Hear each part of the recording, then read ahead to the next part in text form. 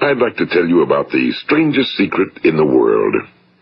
Some years ago, the late Nobel Prize-winning Dr. Albert Schweitzer was being interviewed in London, and a reporter asked him, "Doctor, what's wrong with men today?" And the great doctor was silent a moment, and then he said, "Men simply don't think." It's about this that I want to talk with you. We live today in a golden age. This is an era that man has looked forward to, dreamed of, and worked toward for thousands of years.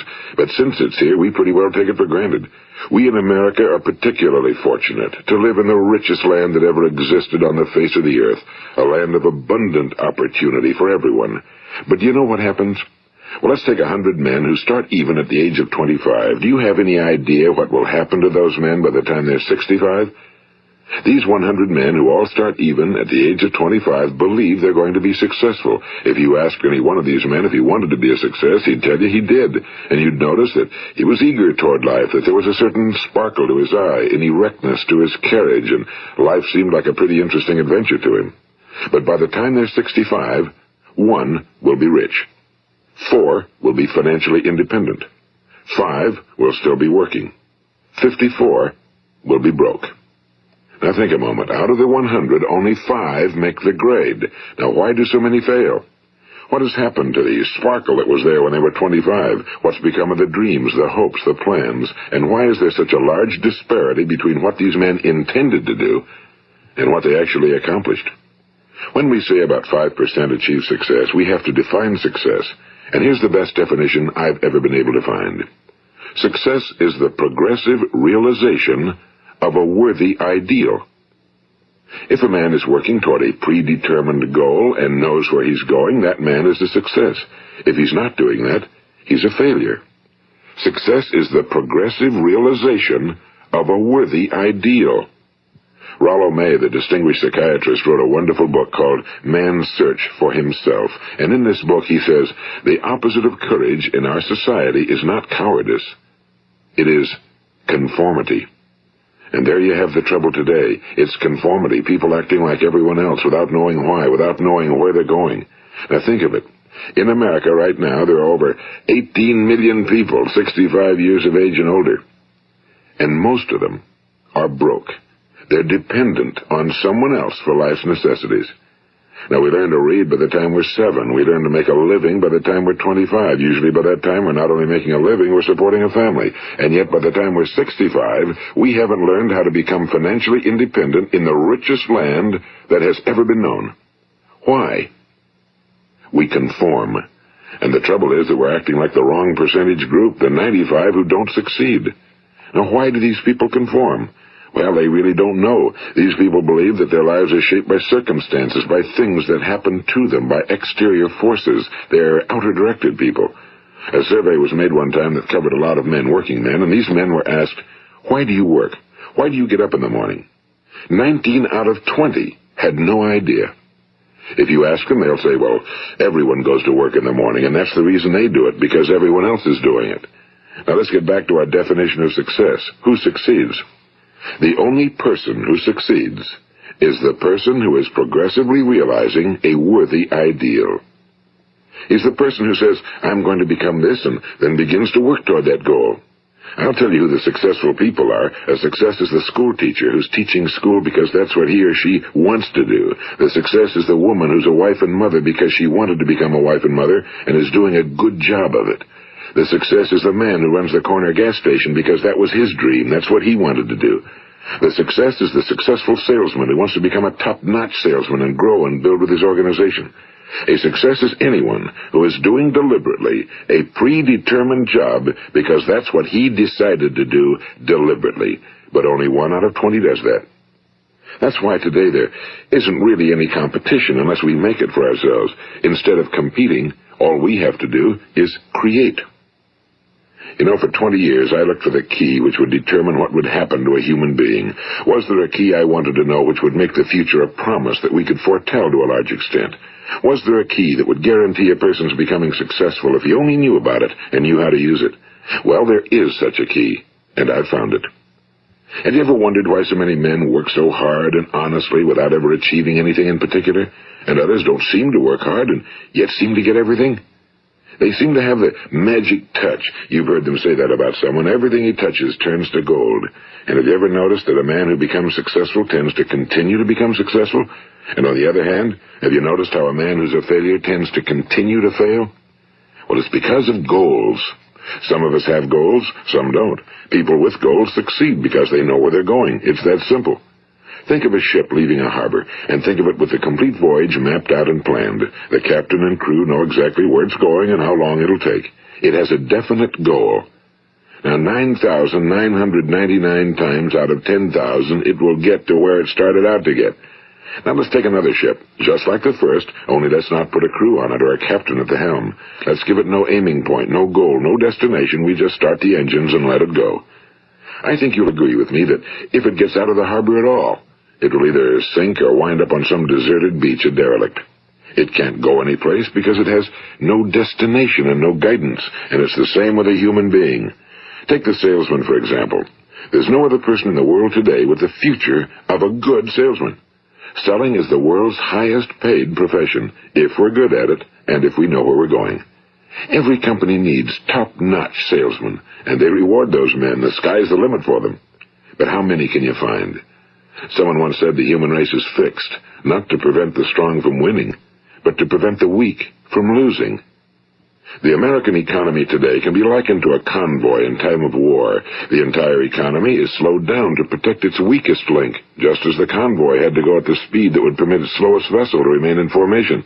That's why it's so easy to make a living today. It takes no particular brains or talent to make a living and support a family today. So we have a plateau of so-called security, if that's what a person's looking for. But we do have to decide how high above this plateau we want to aim. Now let's get back to the strangest secret in the world, the story that I wanted to tell you today. Why do men with goals succeed in life and men without them fail? Well, let me tell you something which, if you really understand it, will alter your life immediately. If you understand completely what I'm going to tell you from this moment on, your life will never be the same again. You will suddenly find that good luck just seems to be attracted to you. The things you want just seem to fall in line, and from now on you won't have the problems, the worries, the gnawing lump of anxiety that perhaps you've experienced before. Doubt, fear, well, they'll be things of the past. Here's the key to success and the key to failure. We become what we think about. Now let me say that again. We become what we think about. Throughout all history, the great wise men and teachers, philosophers and prophets have disagreed with one another on many different things. It's only on this one point that they are in complete and unanimous agreement. Listen to what Marcus Aurelius, the great Roman emperor, said. A man's life is what his thoughts make of it.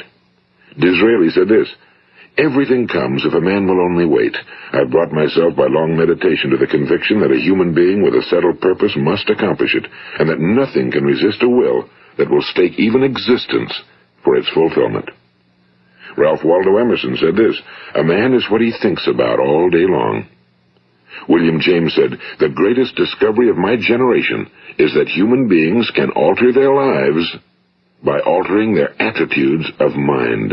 And he also said, we need only in cold blood act as if the thing in question were real, and it will become infallibly real by growing into such a connection with our life that it will become real. It will become so knit with habit and emotion that our interest in it will be those which characterize belief. And he also said, if you only care enough for a result, you will almost certainly attain it. If you wish to be rich, you will be rich. If you wish to be learned, you will be learned.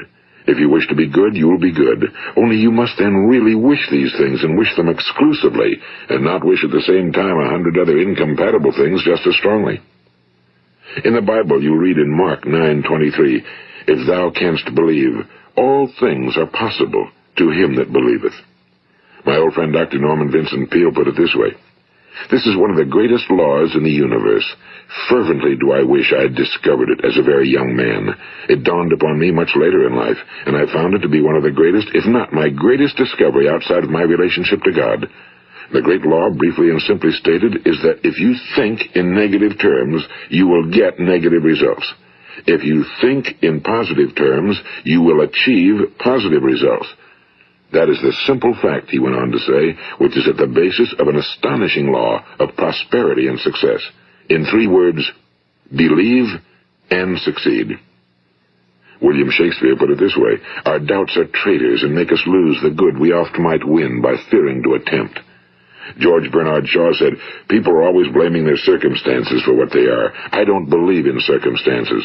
The people who get on in this world are the people who get up and look for the circumstances they want, and if they can't find them, make them. Well, it's pretty apparent, isn't it? And every person who discovered this for a while believed that he was the first one to work it out. We become what we think about.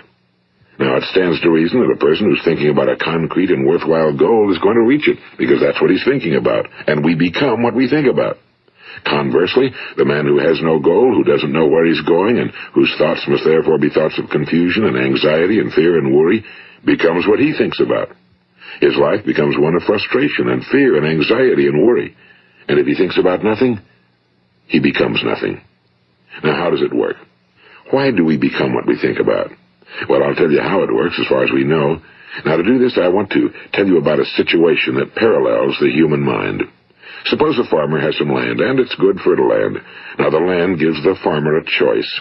He may plant in that land whatever he chooses. The land doesn't care. It's up to the farmer to make the decision.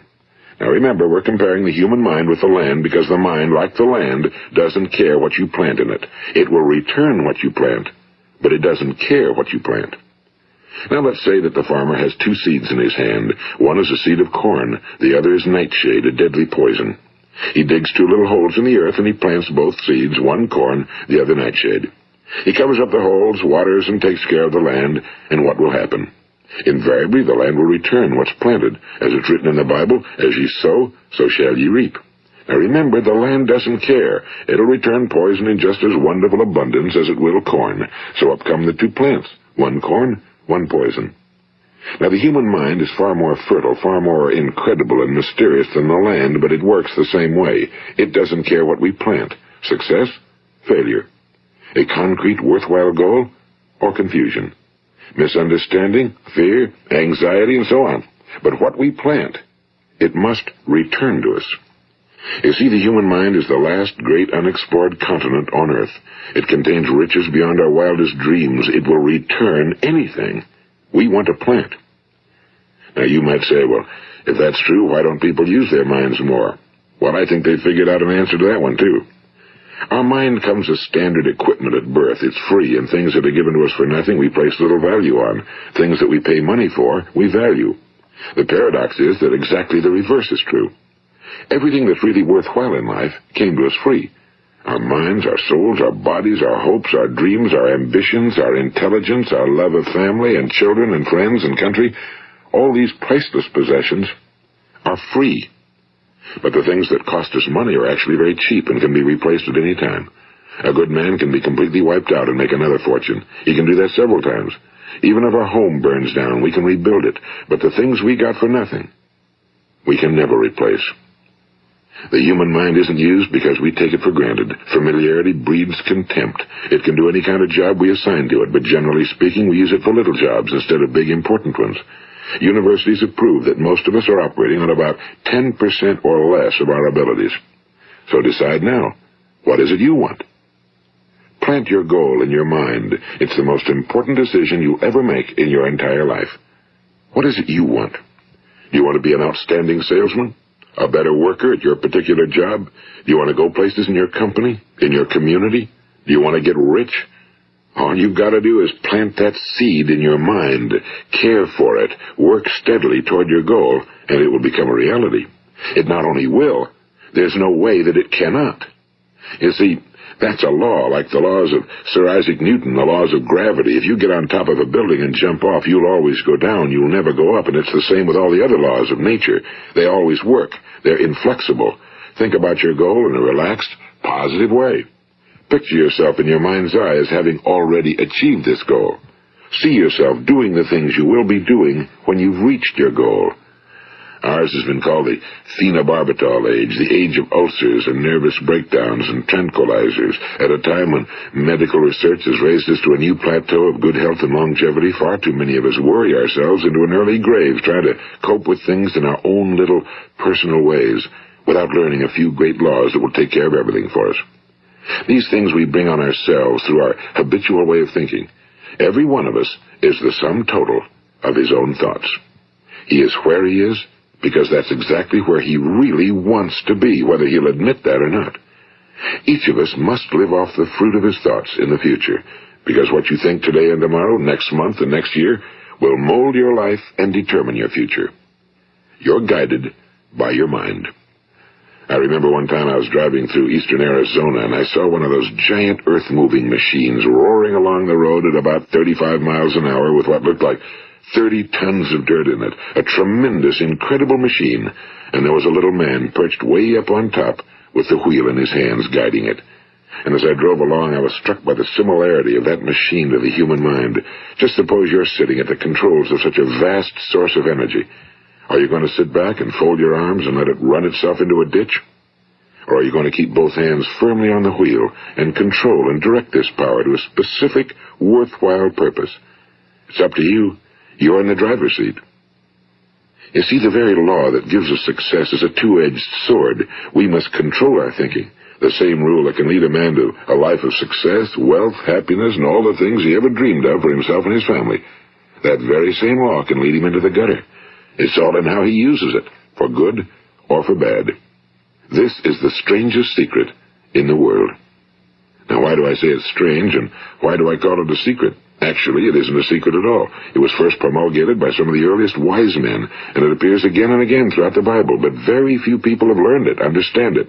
That's why it's strange, and why for some equally strange reason it virtually remains a secret. I believe that you could go out and walk down the main street of your town and ask one man after another what the secret of success is, and you probably wouldn't run into one man in a month who could tell you. Now, this information is enormously valuable to us if we really understand it and apply it. It's valuable to us not only for our own lives, but the lives of those around us, our families, employees, associates, and friends. Life should be an exciting adventure. It should never be a bore.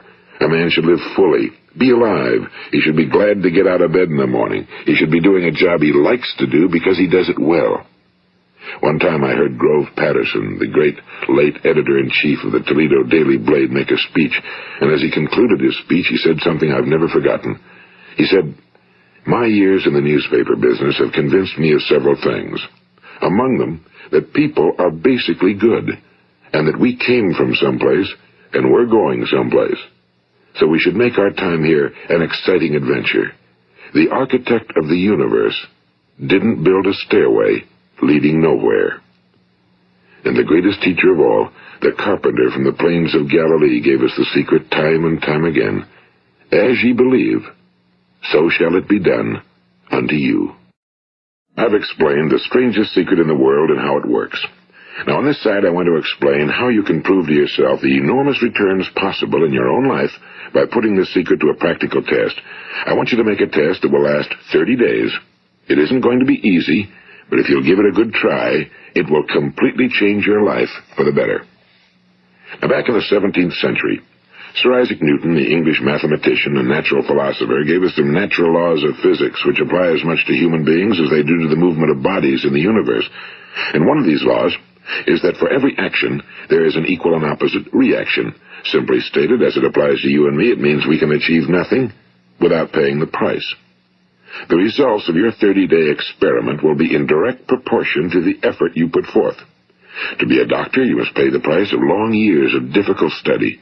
To be successful in selling, and remember that each of us succeeds to the extent of his ability to sell. Selling our families on our ideas, selling education in schools, selling our children on the advantages of living the good and honest life, selling our associates and employees on the importance of being exceptional people. To, of course, the profession of selling itself. But to be successful in selling our way to the good life, we must be willing to pay the price. Now, what is that price? Well, it's many things. First, it's understanding emotionally, as well as intellectually, that we literally become what we think about, that we must control our thoughts if we're to control our lives. It's understanding fully that as ye sow, so shall ye reap. Second, it's cutting away all fetters from the mind and permitting it to soar as it was divinely designed to do. It's the realization that your limitations are self-imposed and that the opportunities for you today are enormous beyond belief. It's rising above narrow-minded pettiness and prejudice. And third, it's using all your courage to force yourself to think positively on your own problem, to set a definite and clearly defined goal for yourself, to let your marvelous mind think about your goal from all possible angles, to let your imagination speculate freely upon many different possible solutions, to refuse to believe that there are any circumstances sufficiently strong to defeat you in the accomplishment of your purpose, to act promptly and decisively when your course is clear, and to keep constantly aware of the fact that you are, at this moment, standing in the middle of your own acres of diamonds, as Russell Conwell used to point out. And fourth, save at least 10% of every dollar you earn. It's also remembering that no matter what your present job, it has enormous possibilities, if you're willing to pay the price. Now let's just go over the important points in the price each of us must pay to achieve the wonderful life that can be ours. It is, of course, worth any price. 1. You will become what you think about. 2. Remember the word imagination and let your mind begin to soar. 3. Courage. Concentrate on your goal every day. 4. Save 10% of what you earn. And 5. Action. Ideas are worthless unless we act on them.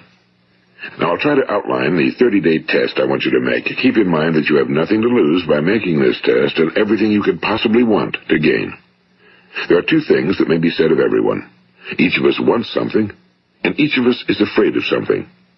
I want you to write on a card what it is you want more than anything else.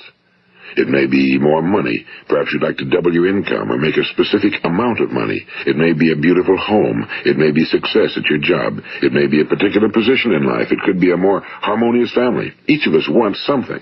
Now write down on your card specifically what it is you want. Make sure it's a single goal and clearly defined.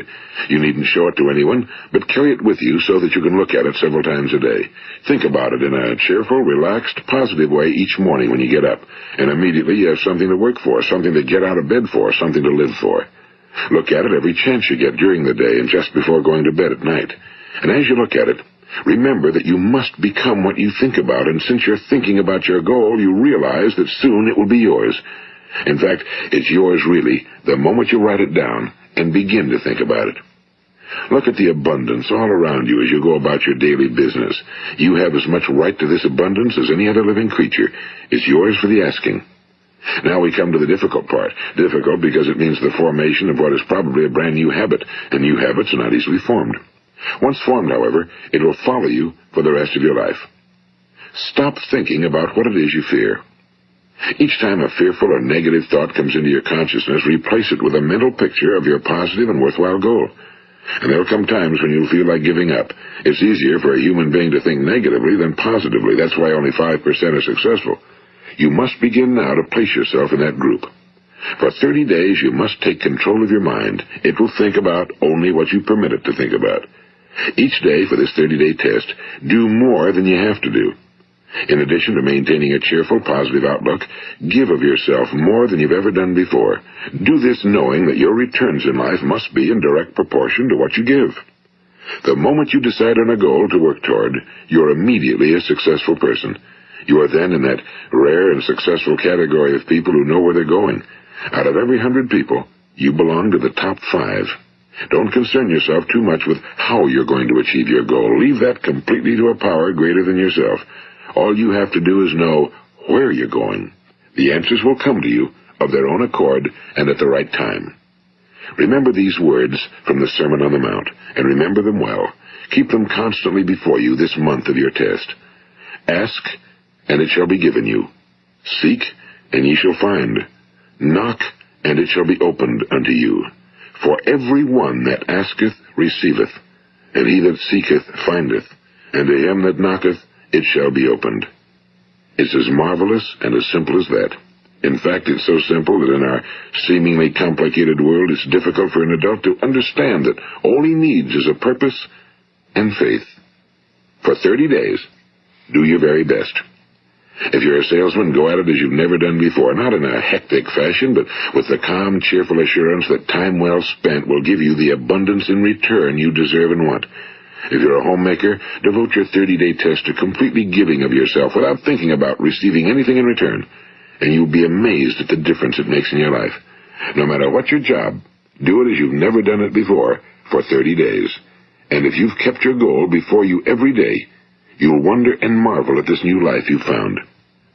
Dorothea Brand, the outstanding editor and writer, discovered it for herself and tells about it in her fine book, Wake Up and Live. Her entire philosophy is reduced to the words, act as though it were impossible to fail. She made her own test with sincerity and faith, and her entire life was changed to one of overwhelming success. Now, you make your test for 30 full days. Don't start your test until you've made up your mind to stick with it. You see, by being persistent, you're demonstrating faith. Persistence is simply another word for faith. If you didn't have faith, you'd never persist. If you should fail during your first 30 days, by that I mean suddenly find yourself overwhelmed by negative thoughts, you've got to start over again from that point and go 30 more days. Gradually, your new habit will form until you find yourself one of that wonderful minority to whom virtually nothing is impossible. And don't forget the card. It's vitally important as you begin this new way of living. On one side of the card, write your goal, whatever it may be. On the other side, write the words we've quoted from the Sermon on the Mount. Ask, and it shall be given you. Seek, and ye shall find. Knock, and it shall be opened unto you. Nothing great was ever accomplished without inspiration. See that during these crucial first 30 days, your own inspiration is kept at a peak. And above all, don't worry. Worry brings fear, and fear is crippling. The only thing that can cause you to worry during your test is trying to do it all yourself. Know that all you have to do is hold your goal before you. Everything else will take care of itself. Remember also to keep calm and cheerful. Don't let petty things annoy you and get you off course. Now, since making this test is difficult, some will say, why should I bother? Well, look at the alternative. No one wants to be a failure. No one really wants to be a mediocre individual. No one wants a life constantly filled with worry and fear and frustration. Therefore, remember that you must reap that which you sow. If you sow negative thoughts, your life will be filled with negative things. If you sow positive thoughts, your life will be cheerful, successful, and positive. Now, gradually, you will have a tendency to forget what you've heard on this recording. Play it often. Keep reminding yourself of what you must do to form this new habit. Gather your whole family around at regular intervals and listen to what's been said here. You know, most men will tell you that they want to make money without understanding the law. The only people who make money work in a mint. The rest of us must earn money. This is what causes those who keep looking for something for nothing or a free ride to fail in life. The only way to earn money is by providing people with services or products which are needed and useful. We exchange our time and our product or service for the other man's money. Therefore, the law is that our financial return will be in direct proportion to our service. Now, success is not the result of making money. Making money is the result of success, and success is in direct proportion to our service. Most people have this law backwards. They believe that you're successful if you earn a lot of money. The truth is that you can only earn money after you're successful. It's like the story of the man who sat in front of the stove and said to it, give me heat, and then I'll add the wood. How many men and women do you know, or do you suppose there are today, who take the same attitude toward life? There are millions. We've got to put the fuel in before we can expect heat. Likewise, we've got to be of service first before we can expect money.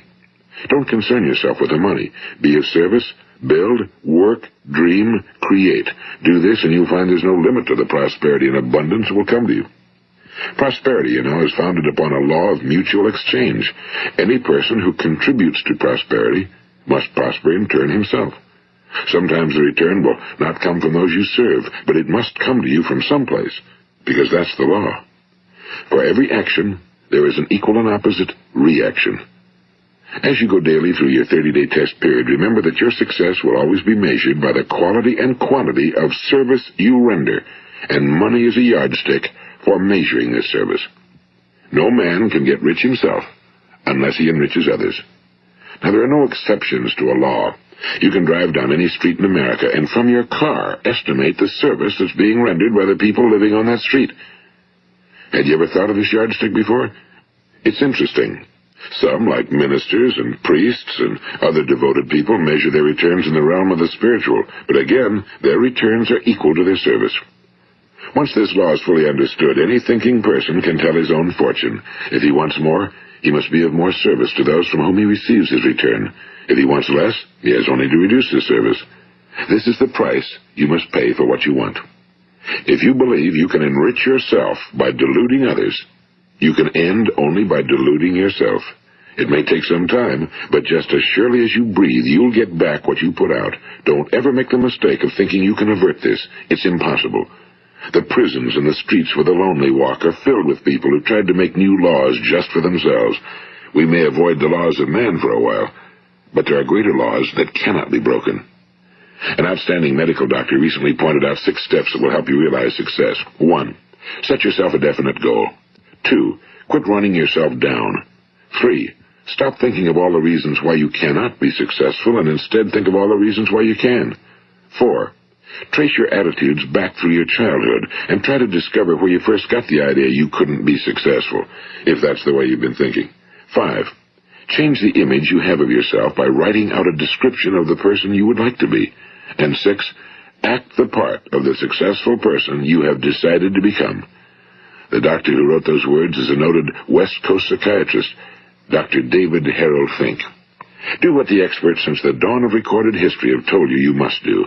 Pay the price by becoming the person you want to become. It's not nearly as difficult as living unsuccessfully. Make your 30-day test, then repeat it again, and each time it will become more a part of you until you'll wonder how you could ever have lived any other way. Live this new way, and the floodgates of abundance will open and pour over you more riches than you may have dreamed existed. Money? Yes, lots of it. But what's more important, you'll have peace. You'll be in that wonderful minority who lead calm, cheerful, successful lives. Start today. You have nothing to lose, but you have a whole life to win. This is Earl Nightingale, and thank you.